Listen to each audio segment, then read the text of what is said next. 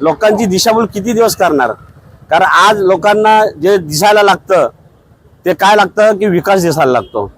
नुसतं रात्रीचे आणि दिवसा जाऊन लोकांची मतं फिरवायची हा काय होऊ शकत नाही. आज जो आम्ही भांडतोय, आज जो आम्ही इथं हक्क गाजवतोय की आमची दोन्ही उमेदवार येतील, याचं कारण एकच आहे की पंचायत समितीच्या ज्या उमेदवार आहेत त्यांचे पती आज फाउंडर सासगाव ग्रामपंचायतीचे गेले अनेक 5 वर्षे ते आपले कार्यरत आहेत. त्याच्यानंतरचा राहिला प्रश्न अंकित साखरे, त्यांच्या मिसेस जिल्हा परिषद उभ्या राहिल्यात. त्या आज गेल्या अनेक 5 वर्षांमध्ये पंचायत समितीच्या सभापती म्हणून कार्यभार स्वीकारलेला आहे. त्यामुळं लोकांच्या लक्षात आलेलं आहे की आज हा जो कुठेतरी बदल पाहिजे, चेंज पाहिजे करणं आपल्याला गरजेचं आहे. त्यासाठी ह्या दोन्ही उमेदवारांचा नक्कीच आज प्रतिसाद आम्हाला चांगला पाहायला मिळतोय.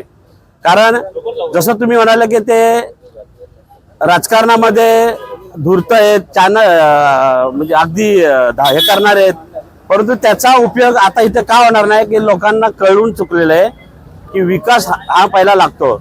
जसं आता आपण पाहिलं की मागच्या टर्ममध्ये त्यांनी आरोग्य सभापती भूषवलेले, शिक्षण सभापती भूषवलेले, पण तशी ठोस कामं आज आपल्याला या काय पंचक्रोशीमध्ये किंवा आपल्या जिल्हा परिषद वार्डमध्ये कुठे पाहायला मिळाली नाही.